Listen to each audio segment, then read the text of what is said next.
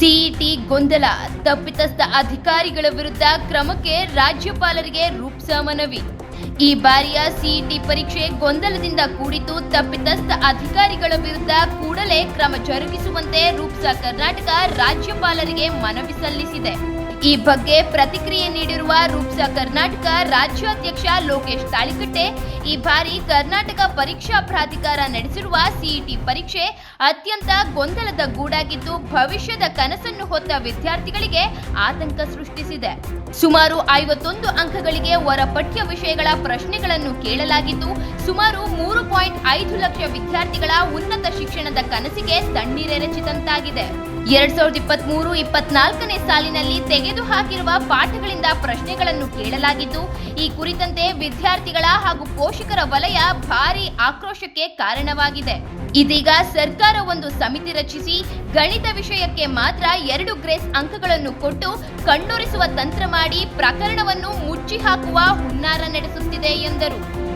ರಾಜ್ಯ ಪಠ್ಯಕ್ರಮ ಅಭ್ಯಾಸ ಮಾಡುವ ವಿದ್ಯಾರ್ಥಿಗಳಿಗೆ ಸಿಇಟಿ ಹಾಗೂ ನೀಟ್ ಪರೀಕ್ಷೆಗಳಲ್ಲಿ ಮೋಸ ಆಗುತ್ತಿದ್ದು, ಸಿಬಿಎಸ್ಇ ಮತ್ತು ರಾಜ್ಯ ಪಠ್ಯಕ್ರಮ ಅಭ್ಯಾಸ ಮಾಡುವ ವಿದ್ಯಾರ್ಥಿಗಳಿಗೆ ಯಾವುದೇ ತಾರತಮ್ಯವಿಲ್ಲದಂತೆ ಪಠ್ಯಕ್ರಮ ನಿಗದಿಗೊಳಿಸಬೇಕು. ಪದವಿ ಪೂರ್ವ ಶಿಕ್ಷಣ ಇಲಾಖೆ ಯಾವ ಕಾರಣದಿಂದ ಕೆಲ ಪಠ್ಯಗಳನ್ನು ಕೈಬಿಡುವ ನಿರ್ಧಾರ ಮಾಡಿದ್ದು, ಇದರಿಂದ ವಿದ್ಯಾರ್ಥಿಗಳಿಗೆ ತೊಂದರೆಯಾಗುವುದಿಲ್ಲವೇ? ಸಿಬಿಎಸ್ಇ ರಾಜ್ಯ ಪಠ್ಯಕ್ರಮ ನಡುವೆ ತಾರತಮ್ಯ ಎಸೆಯಲಾಗುತ್ತಿದೆ. ಇದರ ಹಿಂದೆ ಟ್ಯೂಷನ್ ಮಾಫಿಯಾ ಇರುವ ಬಗ್ಗೆ ಅನುಮಾನ ವ್ಯಕ್ತವಾಗುತ್ತಿದೆ. ಕರ್ನಾಟಕ ಪರೀಕ್ಷಾ ಪ್ರಾಧಿಕಾರ ಹಾಗೂ ಪದವಿ ಪೂರ್ವ ಶಿಕ್ಷಣ ಇಲಾಖೆಯ ಪರೀಕ್ಷಾ ವಿಭಾಗದ ಅಧಿಕಾರಿಗಳ ನಡುವೆ ಸಮನ್ವಯತೆಯ ಕೊರತೆ ಇದ್ದು, ಇವರುಗಳ ನಡುವಿನ ಸಂಘರ್ಷದಿಂದಾಗಿ ಲಕ್ಷಾಂತರ ವಿದ್ಯಾರ್ಥಿಗಳ ಭವಿಷ್ಯಕ್ಕೆ ಕೊಡಲು ಪೆಟ್ಟು ಬಿದ್ದಂತಾಗಿದೆ. ಆದ್ದರಿಂದ ಈ ಎಲ್ಲ ಅಂಶಗಳನ್ನು ಕೂಲಂಕುಷವಾಗಿ ಪರಿಶೀಲಿಸಿ ತಪ್ಪಿತಸ್ಥ ಅಧಿಕಾರಿಗಳ ವಿರುದ್ಧ ಸೂಕ್ತ ಕ್ರಮ ಜರುಗಿಸುವಂತೆ ಮಾನ್ಯ ರಾಜ್ಯಪಾಲರಲ್ಲಿ ಮನವಿ ಮಾಡಿರುವುದಾಗಿ ತಿಳಿಸಿದರು. ಎಇಎ ಬೋರ್ಡ್ ಏನು ಸಿಇಟಿ ಪರೀಕ್ಷೆಯನ್ನ ಕಂಡಕ್ಟ್ ಮಾಡಿತ್ತು, ಅದರಲ್ಲಿ ಸುಮಾರು 51 ಪ್ರಶ್ನೆಗಳು 4 ಸಬ್ಜೆಕ್ಟ್ ಇಂದ ಸೇರಿ ಅವರು ಕೈಬಿಟ್ಟಂತಹ ಪಠ್ಯಗಳಿಂದ ಕೊಡಲಾಗಿತ್ತು ಅನ್ನೋ ವಿಷಯ ಬಹಳಷ್ಟು ಗೊಂದಲವನ್ನು ಇಡೀ ವ್ಯವಸ್ಥೆಯಲ್ಲಿ ಸೃಷ್ಟಿ ಮಾಡಿತ್ತು.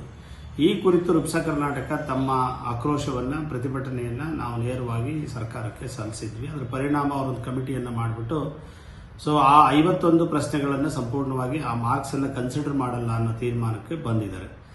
ಅದನ್ನು ನಾವು ಮಕ್ಕಳ ಹಿತದೃಷ್ಟಿಯಿಂದ ಸ್ವಾಗತಿಸ್ತೀವಿ. ಆದರೆ ಆ 51 ಪ್ರಶ್ನೆಗಳು ಬರಲಿಕ್ಕೆ ಕಾರಣವಾದಂತಹ ಅಧಿಕಾರಿಗಳು ಯಾರು, ಅವ್ರ ಬಗ್ಗೆ ಯಾಕೆ ಕ್ರಮವನ್ನು ಸರ್ಕಾರ ಇನ್ನೂ ಕೂಡ ತಗೊಳ್ತಾ ಇಲ್ಲ ಅನ್ನೋದು ನಮ್ಮ ಮೊದಲ ಪ್ರಶ್ನೆ. ಯಾಕಂದ್ರೆ ಸುಮಾರು 3 ಲಕ್ಷ ವಿದ್ಯಾರ್ಥಿಗಳು ಸ್ಟೇಟ್ ಸಿಲೆಬಸ್ PUC ಓದುವಂತ ವಿದ್ಯಾರ್ಥಿಗಳಿಗೆ ಆಗಿರುವಂತಹ ಭಾರಿ ಅನ್ಯಾಯ ಇದು.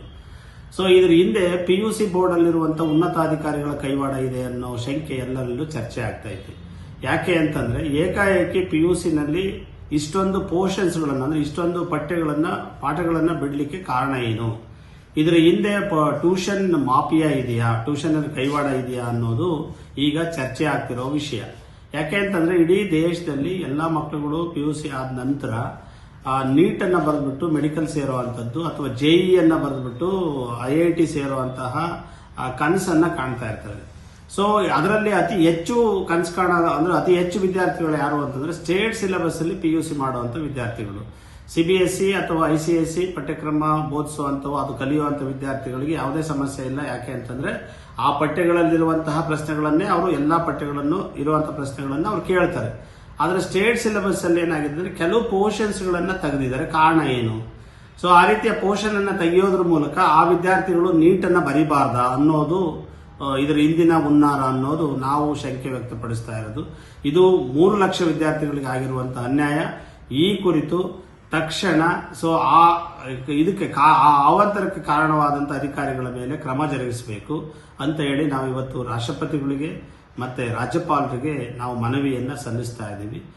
ಒಂದು ವೇಳೆ ಅವರು ಕ್ರಮವನ್ನ ಜರುಗಿಸದೇ ಇದ್ರೆ ಮತ್ತೆ ಈ ಕುರಿತು ನಾವು ಹೋರಾಟವನ್ನ ಮಾಡಬೇಕಾಗುತ್ತೆ ರೂಪ್ಸಾ ಕರ್ನಾಟಕ ಅಂತ ಹೇಳೋದಕ್ಕೂ ಕೂಡ ನಾವು ಹಿಂಜರಿಯೋದಿಲ್ಲ ಅಂತೇಳಿ ಈ ಮೂಲಕ ತಿಳಿಸೋದಕ್ಕೆ ಇಚ್ಛಿಸ್ತೀವಿ.